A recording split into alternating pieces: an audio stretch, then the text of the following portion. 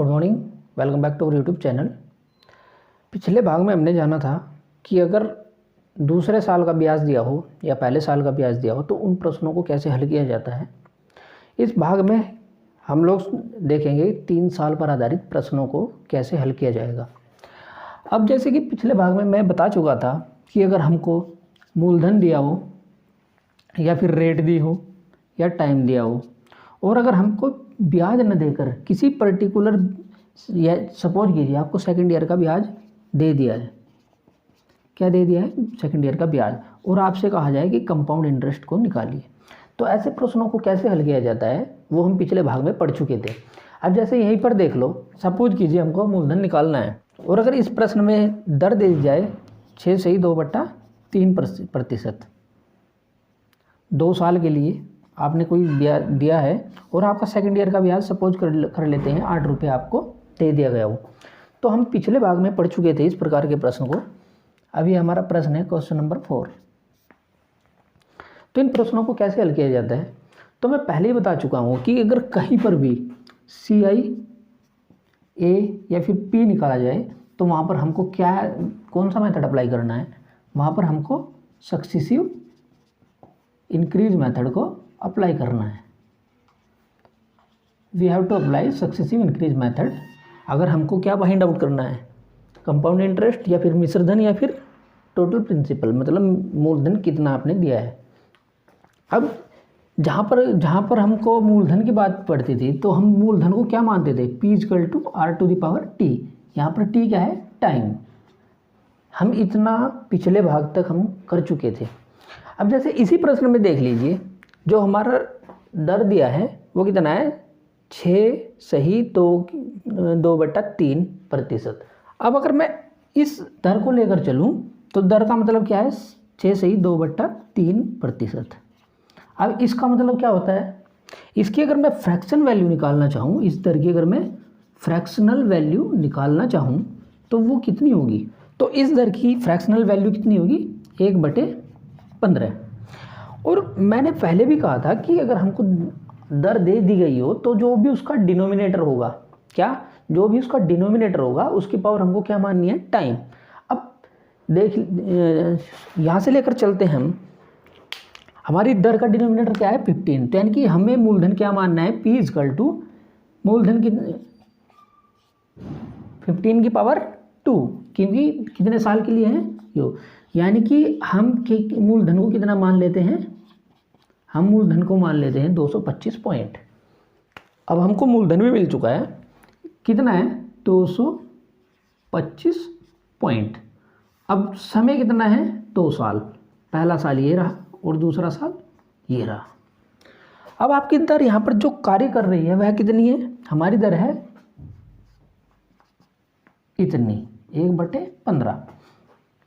अगर मैं पहले साल का ब्याज देखूं, कितनी, 1/15% की, 1/15 पर, तो मुझे कितने का ब्याज मिलेगा, मुझे मिलेगा 15 रुपये का ब्याज यहाँ पर, 15 पॉइंट का। और अगर मैं सेकंड ईयर पर पहुँचूँ, दूसरे वर्ष पर जब मैं आया तो मुझे दिखा कि मेरे पास एक तो मूलधन है 15 रुपये, तो मुझे उससे मिले, और फिर मैंने देखा कि मेरे पास एक धन और बाकी है, एक धन और बाकी है, उसकी भी मुझे कितने मिलेंगे, 1/15 यानी कि 1। अब क्वेश्चन में मुझे पता चल चुका है कि जो ये मेरी पहली लाइन है, मैं पिछली क्लास में हम लोग पढ़ चुके थे कि जो हमारी पहली लाइन है वो किस चीज़ को डिनोट करती है, सिंपल इंटरेस्ट को। जो ये दूसरी लाइन है वो किस चीज़ को डिनोट करती है, SI minus CI minus SI को, यानी कि अंतर को। और जो ये टोटल है, ओवरऑल है, वो क्या है हमारा, ओवरऑल वो हमारा है CI। ओवरऑल क्या है हमारा, CI। अच्छा, इतनी बातें हम लोग पढ़ चुके थे। अब अगर मैं देखूं तो हमारा सेकंड ईयर का ब्याज कितना है,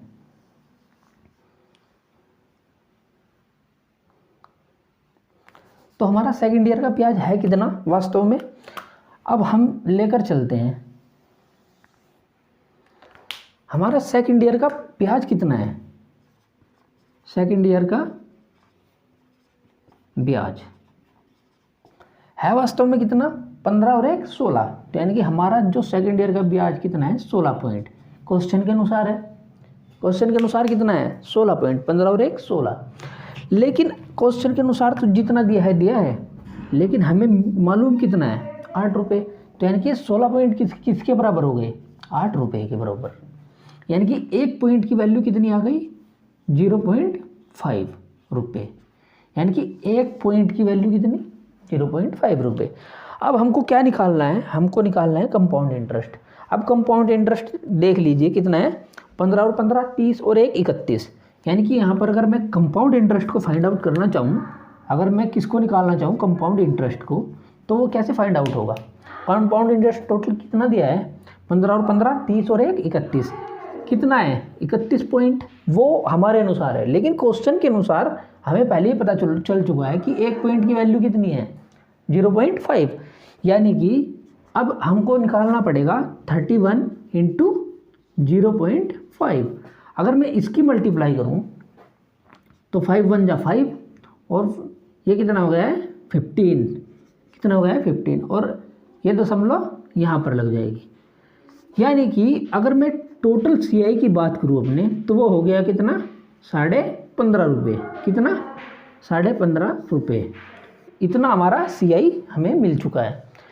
अब हमें और क्या निकालना है, अब हमें निकालना है मूलधन, हमारा मूलधन। अब हम यहाँ से, क्योंकि हमें 1 पॉइंट की वैल्यू यहाँ से पता चल चुकी है, तो हम जो चाहे निकाल सकते हैं। अब देखिए आप, कितना है हमारा मूलधन, कितना दिया है। अगर मैं P की बात करूँ तो वो कैसे निकलेगा, मूलधन टोटल कितना दिया है, 225 पॉइंट। कितने, 225 पॉइंट। 1 पॉइंट की वैल्यू कितनी दी है, 1 पॉइंट की वैल्यू हमें कितनी दी है, 0.5। यानी कि 225 इंटू 0.5।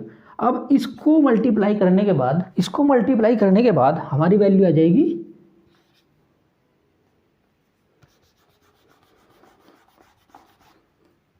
कितनी आ जाएगी, 112.5 रुपये। यानी कि हमारा मूलधन कितना आएगा, हमारा मूलधन आ जाएगा 112.5 रुपये। इतना हमारा मूलधन आ जाएगा। अब अगर यहीं से आप सपोज कीजिए वो आपको कुछ और पूछ लेता, वो आपसे पूछ लेता कि आपके पहले वर्ष का ब्याज कितना आएगा, यानी कि वो आपसे पूछ लेता कि साधारण ब्याज कितना आएगा। अब आप उसको यहाँ से निकाल सकते हैं। सपोज कीजिए कि अगर वो आपसे पूछ लेता कि साधारण ब्याज कितना होगा। अब अगर आपको साधारण ब्याज निकालना है, तो मैंने क्या बोला था कि साधारण ब्याज की कौन सी है, सिर्फ पहली जो रो है वो साधारण ब्याज की है। यानी कि ये कितना है, 30 पॉइंट। कितना है, 30 पॉइंट। तो अब जब आपको 1 पॉइंट की वैल्यू पता है, तो आपको कितने भी पॉइंट की हो, आपको उससे केवल मल्टीप्लाई करना है। यानी कि 30 इंटू 0.5। अब आप इसकी गुणा कर लीजिए, यानी कि ये 15 रुपये। तो साधारण ब्याज का वैल्यू 2 साल के लिए कितना होगा, 15 रुपये। अब सपोज कीजिए वो आपसे पूछ लेता मिश्रधन। क्या पूछ लेता, मिश्रधन। अब मिश्रधन देखिए, यानी कि A, मिश्रधन कितना होगा। यानी कि मिश्रधन, एक तो तरीका ये है कि आप मूलधन में ये टोटल कंपाउंड इंटरेस्ट को जोड़ दीजिए, और दूसरा जो तरीका है वो क्या है, यानी कि आपने कितने रुपए दिए थे, 15, 100। जब आपका कार्य हो गया तो वो आपको कितने मिल जाएंगे, 16 पॉइंट होकर मिल जाएंगे। दूसरा तरीका ये है। अब इतना हम पिछले भाग में पढ़ चुके थे। अब मैं समझता हूँ कि आपको इस प्रकार के प्रश्न को करने में कोई मुसीबत नहीं होगी। अब हम अगले भाग की तरफ बढ़ते हैं। अब हमारा है टाइप बी। अब हम 2 साल पर आधारित प्रश्नों को कर चुके हैं। अब हम देखेंगे कि अगर समय पूरा न दिया जाए तो ऐसे प्रश्नों को कैसे हल किया जाएगा। अब मान लेते हैं कि किसी प्रश्न में आपसे मूलधन पूछा गया है। Question number 5। मान लेते हैं किसी प्रश्न में आपसे मूलधन को पूछा गया है कि वह धनराशि बताइए जिसको कि 20% की दर पर, कितने प्रतिशत की, 20% की दर पर आपने कोई धन उधार दिया, कितने समय के लिए। अब वो समय सपोज कीजिए वो निश्चित नहीं है। वो समय क्या, निश्चित नहीं है। वो समय आपको कैसे दे देता है, 1 ईयर और प्लस 43 डेज, ऐसे दे देता है वो आपको। क्या, कैसे, यानी कि एक तो पूरा साल और अगले साल के कुछ दिन दे देता है आपको। अब आपको कंपाउंड इंटरेस्ट की वैल्यू सपोज कीजिए, मान लेते हैं कि आपको कंपाउंड इंटरेस्ट इस सौदे में आपको कितना मिल गया, 1240 रुपये आपको प्राप्त हो गए। तो आपको मूलधन की, आपको वह धन बताना है जिसको कि आपने उधार दिया हो। अब ऐसे प्रश्नों को करने का बहुत ही सिंपल तरीका है। सबसे पहले तो मैंने बार बार एक बात कही है कि अगर कहीं पर भी CI A या फिर P निकालना हो तो वहाँ पर हमको कौन सा मेथड अप्लाई करना है, सक्सेसिव इंक्रीज मेथड को आपको अप्लाई करना है। और वो मेथड अप्लाई करने से पहले आपको सबसे पहले किस चीज़ के साथ खेलना पड़ेगा, रेट के साथ। अब आपको रेट फाइंड आउट करनी पड़ेगी 20%, इट मीन्स 1/5। कितनी, 1/5। जब हमको रेट का फ्रैक्शन वैल्यू पता चल गया तो मैंने क्या कहा था कि हमको मूलधन को क्या मानना है, P = R⁻T। T यहाँ पर क्या है, समय। अब यही एक टर्निंग पॉइंट है इस प्रश्न में। आप एक चीज़ देखिए, हम मान लेते हैं कि एक साल तो पूरा है ही और दूसरे साल के कुछ दिन हैं, तो यानी कि हम मान लेते हैं कि आपने जो धन दिया आपने पूरे 2 साल के लिए दिया, यानी कि ये साल और ये भी पूरा साल है, यानी कि आपने वो धन कितना दिया, पूरे 2 साल के लिए। हमने मान लिया है कि वह धन आपने पूरे 2 साल के लिए दिया, यानी कि इसको आप लोग क्या मानकर चलेंगे, 2 ईयर्स। इसको मानकर चलेंगे 2 साल, 2 साल इसको मानकर चलेंगे, ठीक है। अब यहाँ पर R की डिनोमिनेटर क्या है, 5, यानी कि P = R⁻, अभी आपने क्या माना है, 2 साल, तो यानी कि ये कितना हो गया, 25 पॉइंट। ये आपने क्या कर लिया, मान लिया है। अब हमको सभी चीज़ें हमको पता चल गई, हमारे पास दर भी है, टाइम भी है, कंपाउंड इंटरेस्ट भी है और मूलधन भी है। अब इसका वैल्यू 1/5 हमको पता है। अब इतनी चीज़ रही अलग। अब हमको क्या निकालना है कि आपने वह धन कितना दिया। हमने वह धन भी निकाल लिया है। मान लीजिए आपने कितने दिए हैं, वह 25 पॉइंट आपने दिए हैं, कितने साल के लिए, 2 साल के लिए। ये पहला साल और ये दूसरा साल। अब यहाँ पर जो रेट थी वो कितनी कार्य कर रही थी, 1/5, और यहाँ पर भी 1/5। अब पहले साल पर जब हमने ब्याज देखा तो हमको कितना मिला, 5 पॉइंट। जब दूसरे साल में आए तो हमको फिर कितना मिला, 5 पॉइंट। लेकिन एक धन हमको और दिखाई दिया जिस पर भी एक ब्याज लगेगा, वो इतना लगेगा, इतना ब्याज आपको मिलेगा। अच्छा, अब आपको कंपाउंड इंटरेस्ट दे दिया है, कंपाउंड इंटरेस्ट का वैल्यू उन्होंने आपको दे दिया है। अब हमारे अनुसार कितनी आई, 5 और 5 10 और 1 11, हमारे अनुसार इतनी आई है। अब हमको क्या, दूसरे साल का ब्याज हमको देखना है, सेकेंड ईयर का ब्याज कितना आया। अब सेकेंड ईयर का ब्याज आया हमारा 6 पॉइंट, कितना आया, 6 पॉइंट। अब जो इस सेकेंड ईयर का ब्याज है वो पूरा नहीं मिला हमको, वो हमको कितना मिला है, ओनली 43 डेज़ का। कितना मिला है, ओनली 43 डेज़ का। 43 डेज़ नहीं है ये 73 डेज़ है, क्योंकि यहाँ पर मल्टीप्लाई नहीं होगा, तो इसको 73 डेज़ कर लीजिए। अब जो ये सेकेंड ईयर का ब्याज है हमको कितना मिला है, ये 73 डेज़ का मिला है। यानी कि जो ये सेकेंड ईयर का ब्याज है आपको कितने दिन का मिला है, 365 दिन का ब्याज आपको कितना मिला है, 6 पॉइंट। लेकिन हमें 365 डेज़ का नहीं चाहिए, हमको कितना चाहिए, 73 डेज़ का चाहिए।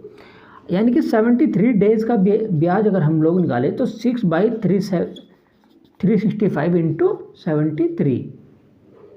अब वो 43 से मैंने 73 से लिए किया, क्योंकि 73 से ये पूरा चला जाएगा, ये पूरा चला जाएगा, इसीलिए उसको हमको 73 डेज़ बनाना पड़ा। अब अगर मैं इसकी बात करूं तो 73 डेज़ का जो आपका ब्याज है वो कितना मिला आपको, वो मिला 6/5। बोले तो 5 1 जा 5 और 5 2 जा 10। इट मीन्स इतने रुपये आपको सेकेंड ईयर का ब्याज मिल चुका है। यानी कि आपको जो दूसरा साल आपने माना था उसका केवल आपको कितने रुपये मिला है, आपको केवल इतने रुपये, इतने पॉइंट ब्याज आपको उसका मिला है। आपको पूरा नहीं मिला, आपको पूरे 6 पॉइंट नहीं मिले हैं, आपको पूरे 1 इतने पॉइंट मिले हैं। अब आपको टोटल कंपाउंड इंटरेस्ट देखना है। टोटल कंपाउंड इंटरेस्ट वास्तव में आया कितना, 5 पॉइंट तो पूरे और प्लस 1.2 पॉइंट ये, तो यानी कि जो हमें कंपाउंड इंटरेस्ट मिला है 5 पॉइंट तो पहले साल के मिले हैं और प्लस 1.2 दूसरे साल के, यानी कि 73 डेज के। तो टोटल पॉइंट कितने हो गए, 6.2 पॉइंट। अब इन 6.2 की वैल्यू आपको क्वेश्चन में दी है, वो आपको कितने दी है, 1240 रुपये। तो यानी कि 6.2 पॉइंट इजकल टू 1240 रुपये, ये वैल्यू आपको क्वेश्चन में दी है। तो यानी कि 1 पॉइंट का मान हम लोग यहाँ से निकाल सकते हैं, यानी कि 1240 डिवाइडेड बाई 6.2। ठीक है। अब एक चीज़ देखिए, यहाँ से 0 गई, ऊपर 10 हो गया। अब देखिए समझ में आ चुका होगा मेरे हिसाब से, तो ये 2 बार पूरा चला जाएगा। तो यानी कि 1 पॉइंट की वैल्यू कितनी आ गई, 200 रुपये। 1 पॉइंट की वैल्यू कितनी आ गई, 200 रुपये। अब हमको क्या निकालना है, मूलधन। मूलधन हमारा कितना है, 25। तो यानी कि अगर हम P की बात करें, हम अपने मूलधन की बात करें, अगर हमको मूलधन निकालना पड़े तो हमको मूलधन दिया कितना है, 25 पॉइंट। कितना, 25 पॉइंट। 1 पॉइंट की वैल्यू कितनी, 1 पॉइंट की वैल्यू कितनी, 200 रुपये। तो यानी कि 25 दूनी 50। तो यानी कि आपने जो धनराशि उधार दी होगी वो कितनी होगी, 5000 रुपये आपने दी होगी। अब एक टाइप के 2 प्रश्न हो रहे हैं, एक टाइप के मैं 2 प्रश्न करवा रहा हूँ। तो सपोज कीजिए, मान लेते हैं आपने कोई धनराशि उधार दी हो, कितने दर पर, आपने 12.5% की दर से आपने कोई धनराशि उधार दे दी। कितने समय के लिए, आपको जो इस बार टाइम दे दिया है वो दे दिया है 1 ईयर प्लस 4 मंथ। कितना दिया है, 4 मंथ। और आपको कंपाउंड इंटरेस्ट, इस लेन देन में आपको जो कंपाउंड इंटरेस्ट मिला, और इस पूरे सौदे में आपको जो कंपाउंड इंटरेस्ट मिला वो मिला आपको 17,820 रुपये। अब आपको उस धनराशि का मान बताना है जो आपने उस उधार दी हो। अब इस प्रकार के प्रश्नों को कैसे हल किया जाएगा, सबसे पहले तो P निकालना है। तो इसका मतलब हमको कौन सा मेथड अप्लाई करना है, सक्सेसिव इंक्रीज मेथड आपको अप्लाई करना है। अब सक्सेसिव इंक्रीज मेथड जब अप्लाई करना है तो उसके लिए सबसे पहले हमें किस चीज़ का मान पता होना चाहिए, हमारी दर का। दर कितनी दी है, 12.5%। इसका मतलब होता है 1/8। कितना, 1/8। अब जब हमें दर का डिनोमिनेटर पता चल चुका है, तो यानी कि हमको क्या मानना है, P = R⁻T। अब जो भी डिनोमिनेटर है आप उसको लीजिए, यानी कि 8 टाइम कितना मान लीजिए आप, पूरा 2 साल। कितना, पूरा 2 साल आपको मान लेना है। ठीक है। अब यानी कि 8² = 64 पॉइंट। आप इसको मान करके चल लीजिए, आप इसको मान कर चल लीजिए, यानी कि हमारा मूलधन कितना हो चुका है, 64 पॉइंट। अब करिए, P कितना, 64 पॉइंट। कितने साल के लिए, 2 वर्ष के लिए, पहला वर्ष और ये दूसरा वर्ष। यहाँ पर रेट कौन सा कार्य कर रहा है, 1/8। यहाँ पर भी 1/8। अब पहले साल से हमको ब्याज कितना मिला, 8 रुपये। अब हम जब दूसरे साल पर आए तो हमें पहला धन दिखाई दिया, उससे हमको कितना मिला, 8 रुपये। फिर एक धन हमको और दिखाई दिया, उससे हमें कितना मिला, 1 रुपया। कितना मिला, 1 रुपया। अब दोबारा वही कहानी आपको करनी है। अगर मैं सेकंड ईयर का ब्याज देखूं, किसका, सेकंड ईयर का ब्याज अगर मैं देखूं तो कितना मिल जाएगा मुझको, 8 और 1 9। यानी कि कितना मिला मुझे, 9 पॉइंट। कितना ब्याज मिला मुझे सेकंड ईयर का, 9 पॉइंट। अब ये 9 पॉइंट हमको जो मिले हैं वो हमें कितने दिन के मिले हैं, 12 मंथ के। इस बार डेज की बात नहीं है, इस बार मंथ में दिया है टाइम हमको। वो कितने दिन के मिले हैं, यानी कि वो आपको 12 मंथ के, कितना ब्याज मिला है आपको, 9 पॉइंट। अब आपको 12 मंथ का नहीं चाहिए, आपको चाहिए 4 मंथ का। तो यानी कि 1 मंथ का कितना होगा, 1 मंथ का होगा 9 पॉइंट डिवाइडेड बाई 12। अब आपको कितने का चाहिए, 4 मंथ का, तो दोनों तरफ 4 से कर लीजिए। तो 4 तिये 12 और 3 तिये 9। तो यानी कि 4 मंथ का जो आपका ब्याज मिलेगा, आपको कंपाउंड इंटरेस्ट मिलेगा, वो कितना मिलेगा आपको, 3 पॉइंट। कितना मिलेगा, 3 पॉइंट। अब अगर इतनी कहानी समझ में आ जाती है तो अब हमारा प्रश्न आसान हो चुका है। यानी कि हमारा जो टोटल कंपाउंड इंटरेस्ट है, वो कितना हो गया, वो हो गया 8 तो पहले साल से और 3 दूसरे साल से। तो यानी कि टोटल कंपाउंड इंटरेस्ट हमारा हो गया 11 पॉइंट। अब 11 पॉइंट तो हमारे अनुसार है, लेकिन प्रश्न में हमें वैल्यू दी है 17,820 रुपये। तो यानी कि 11 पॉइंट इजकल टू 17,820 रुपये, इसके बराबर होता है। अब आप 1 पॉइंट का वैल्यू निकालिए, तो 11 एकम 11 और 11 छिक्की 66 और 11 दूनी 22। तो यानी कि 1 पॉइंट का वैल्यू आपको कितना आ गया, 1620 रुपये आपका 1 पॉइंट का वैल्यू आ चुका है। अब हम किसकी बात कर रहे थे, मूलधन की। अब हमें क्या फाइंड आउट करना है, मूलधन। तो हम मूलधन कैसे निकालेंगे, अब मूलधन को निकालिए। मूलधन कितना होगा, 64 पॉइंट, जो कि आप शुरुआत में ही मान कर चले थे। तो यानी कि 64 पॉइंट की वैल्यू अगर मैं निकालना चाहूँ तो 64 इंटू 1 पॉइंट का वैल्यू कितना, 1620। तो यानी कि 1620 से आपको गुणा करनी पड़ेगी। तो गुणा करने के बाद कितना आ जाएगा ये, तो यानी कि अगर आपको मूलधन की वैल्यू चाहिए तो वो आपको कितनी मिल जाएगी,